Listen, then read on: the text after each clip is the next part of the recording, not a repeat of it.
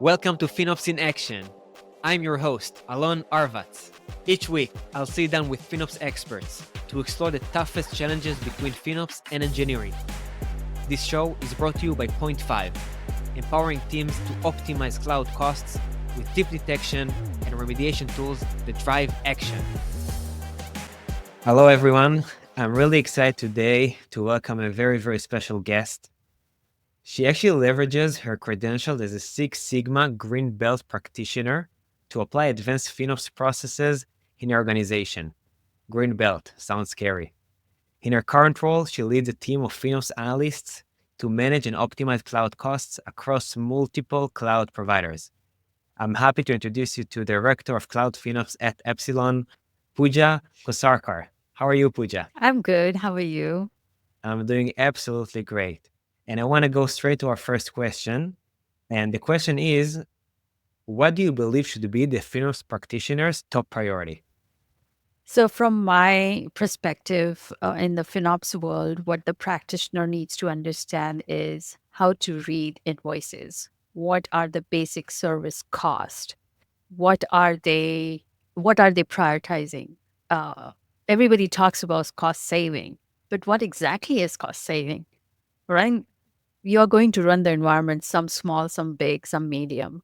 But you can't just ask the team, okay, you're running too high, just shut it down to save the money. That's not how it works. You have to look at what is not the right usage, which is considered wastage.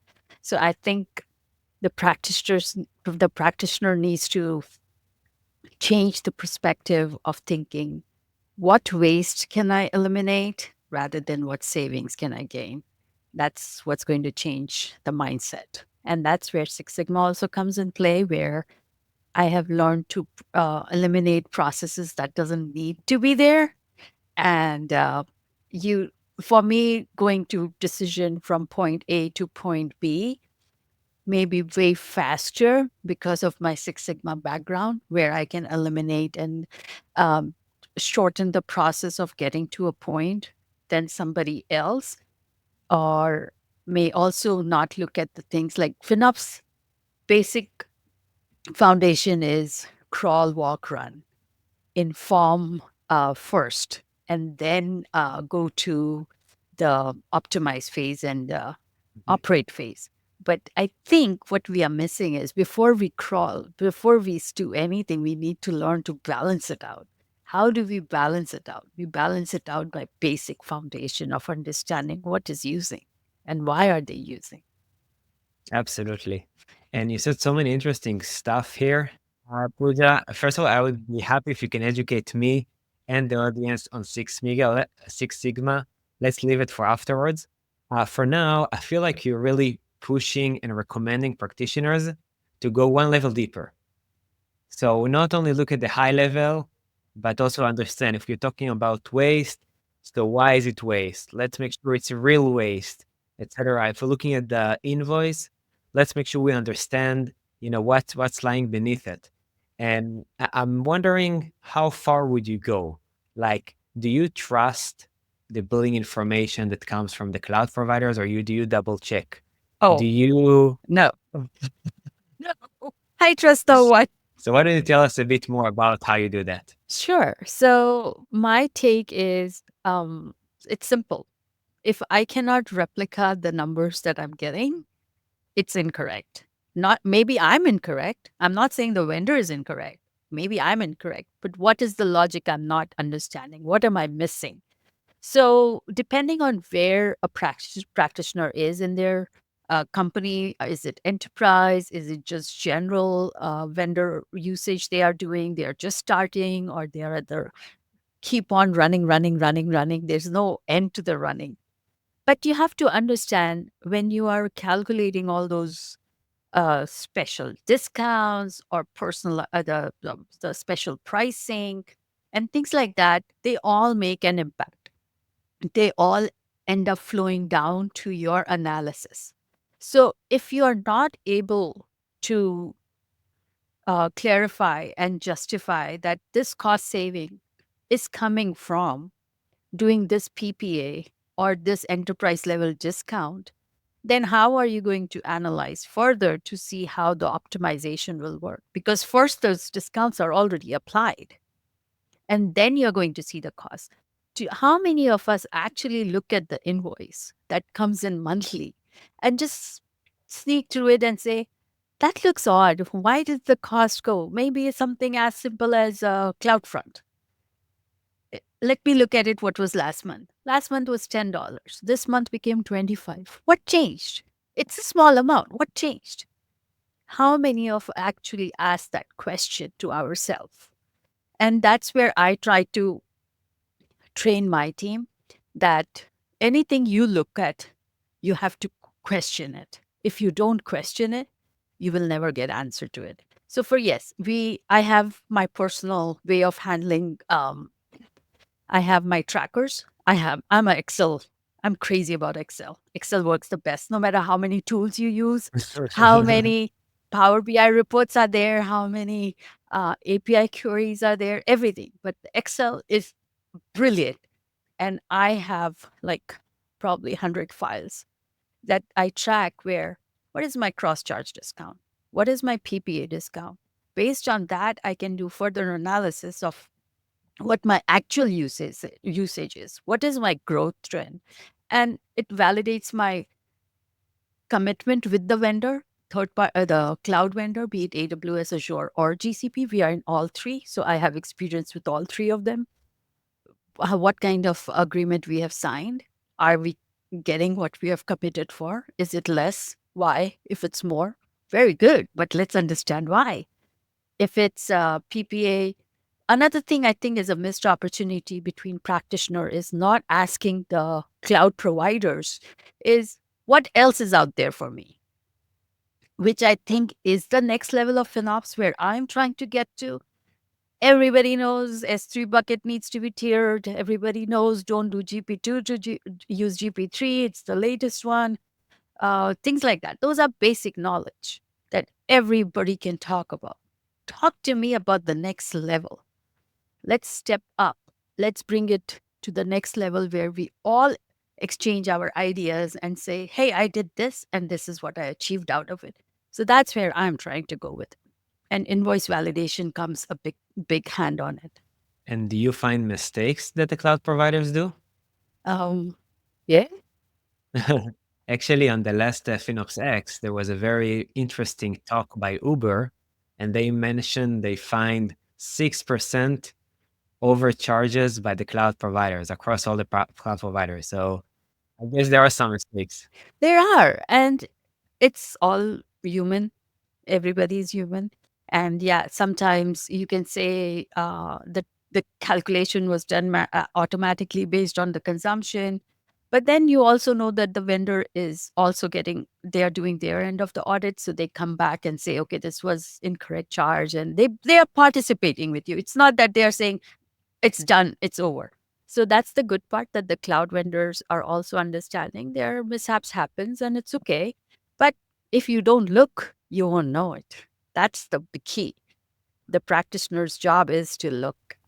I see. And also sounds from you is that you're pushing your team to understand and being able to replica, and that's what would make them a better FinOps professionals because now they understand the underlying logic behind the scenes. Absolutely. So for me, pulling a CSP or compute savings plan recommendation from a third party tool or the vendor tool is not enough.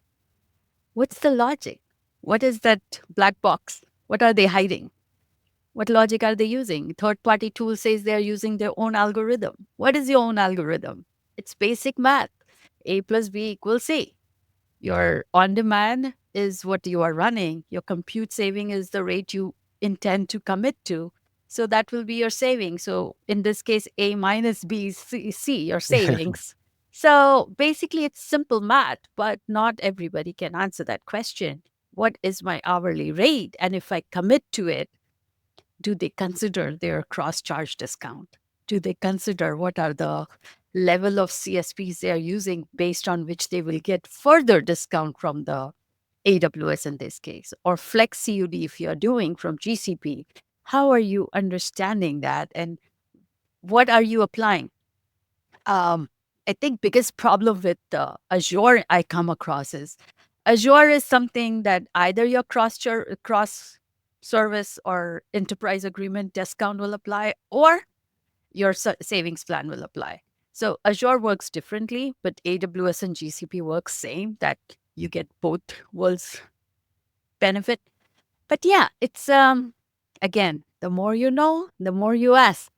Absolutely. Absolutely. And you also mentioned that it's very important to understand the underlying logic and reasons behind waste detection. How far would you go with that? Because if billing is basic math, waste and how you use the infrastructure can be very quickly very complicated from a technical perspective. So how far would you go with pushing your team to understand the underlying wastage? So this is where you partner with the architect, the developers, the operation. This is where you partner with them, because you as a cloud practitioner or FinOps practitioner, I mean, at least I can speak for myself. I'm like 0% technical, I would say, or maybe 1% by now. I'm learned a little bit here and there. So, well, 1%. So my question to them is, I understand cost. You explain me usage. If something is not getting utilized and it's sitting there for, say, 6 months period, 3 months period, depending on whatever the company policy is, tell me where's the benefit out of it. Do you think we need to revisit it? Do we need to think about cleaning up? So those are the policies you need to set and you need to work with. The problem comes is by the time you communicate to these people and by the time you get response, if you get response, things may have changed or things may have stayed same. If it's same, it's easy action. Whatever they agreed with, delete or clean up or downsize or recategorize, and it's fine. But by the time if the data changed, now the work starts from ground zero. For me, I think my take is any data that is 2 to 3 weeks old with change is stale data. I my team knows this and probably hates me, but I make them do the work again. Let's just go build it again. I'm sorry, but it took time. So I think some of the actions should be taken more quickly and frequently. And for that, you definitely need good partnership with your entire organization. I understand. And actually, many of the guests that have been on the podcast talk about the challenges of working with engineers and communicating with engineers. Do you have any tips for our listeners on how to do it right? Just keep pushing them. They will give up. I think that's what I've learned. As long you keep pushing, keep asking the right questions with the right data point, they have no reason to hide or run. I'd say it says a lot about the culture that you have in your company, uh, because many engineers would push back if you would push them. But the fact that you managed to get to the situation where they're collaborative, that's really, really great. It's a win-win for everybody. It's not my project or their project, it's our project. So as long as we are united, the end goal is the outcome of it. And is there anything you do to actually acknowledge their efforts and their success when it comes to eliminating waste?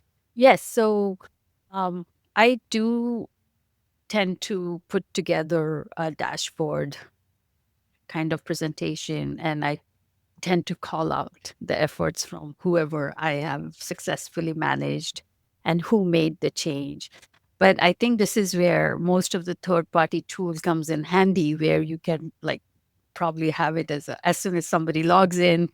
Um, I know California has this thing called Achieve articles, where the kids achieve a article, some milestone. It pops up that you have achieved some greatness. Maybe I need some kind of that kudos for my team. But yeah, we do let everybody know that this impacted that and this is doing a good job. And if we hear back nothing, then it's not so much of bragging, but self correction. What can I do to get them to see or understand what I am seeing? Maybe I'm wrong again. You have to be always open mind to accept that you may be wrong in looking at the data. But still, if you don't ask, you won't get. Absolutely. And Pooja, I'm taking you to a different place. You talked a lot about multi-cloud. And based on the things you mentioned, sounds like you use more than one cloud. So I wonder what you see as the main challenges of managing multiple clouds, and if you have any tips and tricks for us on how to do it right. So I would say I am fairly new. Picked up GCP last year for my organization, so I'm still learning on the GCP end. But I know CUD is the easiest and the quickest way to save money for now because you can do the flex COD. It's like savings plan. So sorry, it's like compute savings plan for AWS and savings plan for Azure. It's the same line. You commit at a hourly rate based on your past usage and you talk to the business. Always having a perspective of where the business is going is a good thing when you do these kinds of savings plan because as a FinOps practitioner, you're looking at the data as past. As the engineer and the architect and the developer, they have the future. So when you get the input that yes, we are going to have steady usage or we are good to go for another year or two or three, then usually I think when I have a confirmation of more than 2 years, like 2+ years, I tend to go for 3 years recommendation because the return on investment is there. If you know how to do your math, even the tool, if some tools are capable of showing you return of investment and some are not. So if as an individual you can pull that review and say in this many months I can do my return on investment. So even if I commit to 2.5 year, 3 years, but the usage is only till 2.5 years, the savings upticks the wastage. So you are good, you're golden. So I would say definitely look at your analysis, not just the tool analysis, your own analysis, and consider when I buy it, I have to look at the holiday season. I have to look at the break, like the vacation time that's coming up, or what is my trend in the past? Where do I see the uptick? Where do I see the downfall? And measure the difference between the two. Then create your analysis week in, week off. We all talk about don't leave it running. The simplest example is the light switch. If you leave your room and the light is on, you're paying for it. If you're just taking that extra effort of just fraction of second switching it off, going back out there, you're not wasting anything. So we all need to be mindful of that. Whenever we do analysis or whenever we suggest something, we have to be very mindful. Small things matter. And Azure, I would say, is little difficult in the sense first, as I said, it's either EA agreement, the EA discount you have, or the savings plan.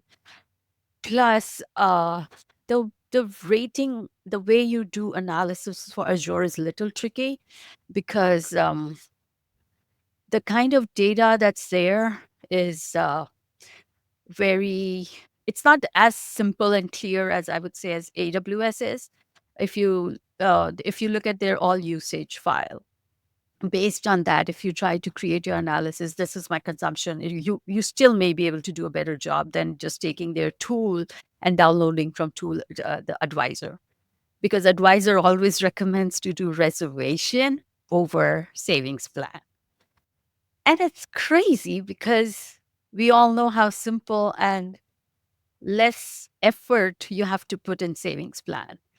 But somehow Azure still prefers reservation over savings plan. At least that's what I have seen. Maybe others have different experience.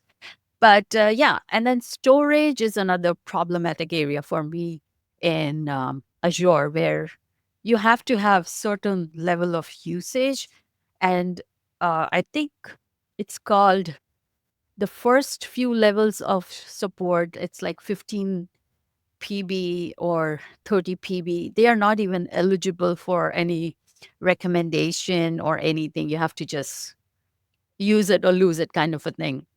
But if you cross a certain threshold, I don't have it on top of my head, but I think support for Azure is you have to have 1 terabyte of usage, then you can do accumulated saving, the reservation, and it auto flows.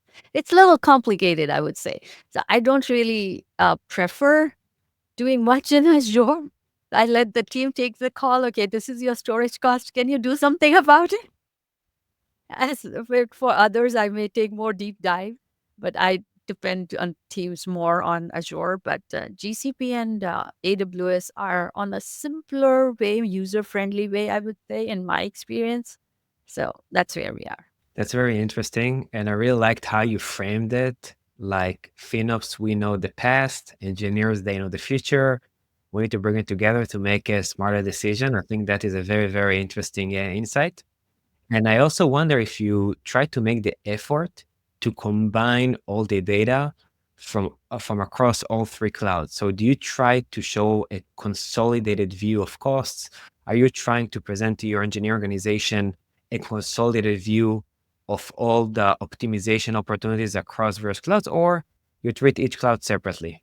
Right now, we are treating them individually, but when it comes to reporting, I like to give a complete picture of the cloud usage. I self worked on it, Excel, initially, and then worked with the third party tool that we are currently with partnered with, and have a report built in their tool with the Power BI, where I can put in all my billing files together, and just based on the client I can tell them what their usage of each cloud is, from what is their support cost percentage usage, from their management fee to maybe any security tool they may be using.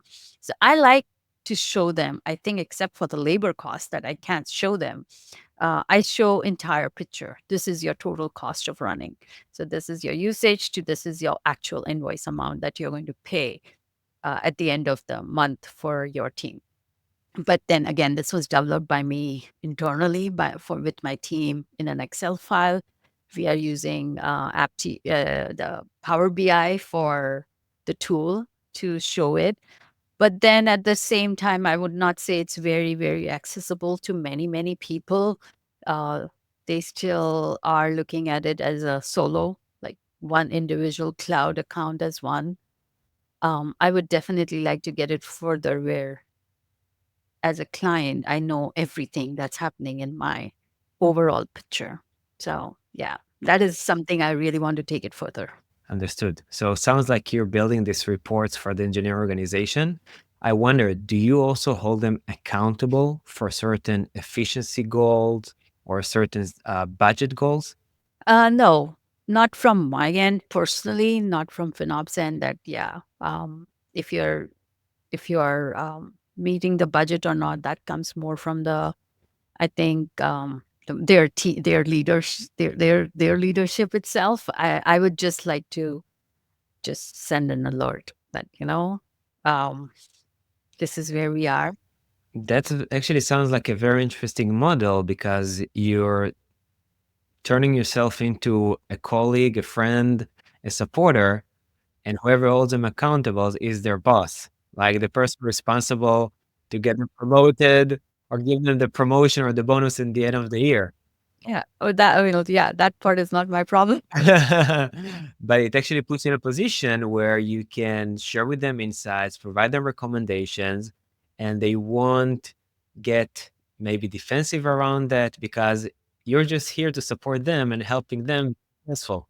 Exactly. As long as you are with an open mind that we are working as a team, I am providing you the knowledge you lack. You are providing me the knowledge I lack, and together we build a stronger outcome out of it.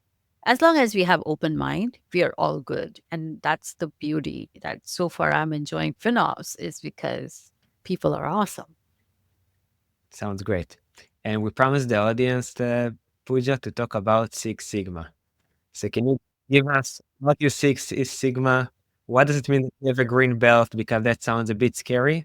And how you use it with FinOps. Yeah, it's just a belt color. I don't know why they named it belt color, but yeah, there's Six Sigma, green belt is Lean Sigma, and there's black belt. So black belt is I think the top notch certification in the Six Sigma. But then again, I'm talking about things which were like at least 20 years ago. That's how old my certification is. And basically, my reason for doing the Six Sigma was I did a project on background checks. and how it was bothering me that we could not hire people in 14 days or 15 days. It had to take 2, 3 months. And I was like so frustrated that I was like, okay, I'm going to do a Six Sigma project on it. And everybody was like, it's crazy. I was like, yeah, let me just work with it. In a return, I made such awesome friends in my company in India where I did the Six Sigma certification, and we were able to make it a even bigger project where one of the client who had to do background checks for all their projects, it became a lean project where all the different companies that was working with that client ended up partnering with us because of this project and its success, where we were able to turn around and make the project into 15 days background check. It only is because you have to look at constant business improvement. You have to look at how you can reduce the defects. How can you eliminate duplicate work? So this is basically, I'm applying it today. How exactly same thing I'm using today. Like I'm defining, I'm measuring, I'm analyzing, and I'm improving. And then I'm giving the control back. So that's in a nutshell. Yeah, so it's a set of methodologies on how to create constant business improvement through improving processes. Yes, Very nice. absolutely. It's exciting. Yeah. Yeah, yeah. Sounds like that. And I wonder, like, I'm just so curious. Like, do you have a specific example for a certain process that you improved in your FinOps team? I would say it's bits and pieces. I cannot say like the entire process was changed, but I remember a project I did in a previous company, which was on help desk ticketing. So we all know how problematic and how painful it is to open a ticket. So I did work with that team in my previous organization where I was able to like, okay, what are you guys doing? Let's have a flow chart. A person opens a ticket and then let's have the approver approve it, the technician work on it, have a date and everything fix up. Let's just lay out as simple as possible instead of, okay, it's not my ticket, close it, go open another ticket. Okay, it's not my ticket. Okay, I'll pass it around to another. We need to just, you have to look things at a more simplified way. I would say, even if you look at FinOps, if you look at some of the simplest things are the most complicated things. And if you look at it with the with the perspective of defining, what are you looking for? Measuring, is it equaling to what I am expecting? Is it the trend that I'm following? That is the analysis part of it. What are you going to do to improve it? And then is it asking the question? Is it just sending out the alert? Just making awareness available, educating the team of what is out there, and then giving them the control back. That's exactly what FinOps did. And that's what exactly Six Sigma is. Very interesting. Maybe I should go study Six Sigma myself. But I will start with a white belt and continue from there. Yeah, great. Puja, that's been fascinating. And I would like to now hear more about you, Puja. So, first of all, today you live in Carlsbad, California, right? Yes. That's Yes. in Southern California, Yes. Yeah. Near San Diego. near San Diego. Okay, great. So, it's very easy for you to get to FinOps X. I was there last year and I enjoyed it. It did give me a feeling that people are talking about some of the most basic stuff that I'm like, okay, let's move on to the next topic. But it was interesting. Yeah, I'm sure. I'm sure. And looks like you got your BA in business in Jakarta Institute of Management Studies. Yep, I used to live in Indonesia. Yes, that's a fun fact indeed. And if I take you now to Indonesia, Puja, for the day you finished your studies, what advice would you give Puja of back then? I don't think there's much to give because I've made mistakes. I have done good things and I am where I dreamt to be. Actually, I had this desire as a kid that, yeah, I want to make a difference. And I think I'm making a difference. And I'm very proud of what I'm doing right now. And I would have to definitely call out my manager who hired me at Epsilon without getting any FinOps, without having any cloud knowledge. When I joined Epsilon, I was like, what is AWS? That's where I was. And then she took a chance on me, and I really am grateful to her and my current manager. Both of them were the ones who hired me back in 2018. And I'm just forever grateful to both of them. The people that gave you an opportunity are the people that will always remember, no matter what. Yeah, yeah, yeah. It's like what you learn from the managers or the people you interacted with who you didn't appreciate, and correct that in your current position to support and do right way and right thing. And what you're learning from your good managers and colleagues and implementing that towards your team is very important. Being kind. It's overspoken about, but kindness matters. Absolutely. And Puja, what do you do outside of work for fun, for example? Oh, I love time is family time. I love my family. My husband is very supportive of me. He gets more excited about my promotion, my achievement than I do. So, he's all over the place. He's the one brags most about me. Oh, my wife did this. It's like, shut up. My kids are my life. I have two boys. Just love going on holidays with them, taking them around the world, and just being with them, having crazy fun nights, movie nights, dancing nights, cooking nights. We all are foodies at home, so yeah, we love everything about our family. Dancing night sounds so much fun. I wish I Stress had more, buster. yeah, I wish I had more time for dancing and 100% on the family.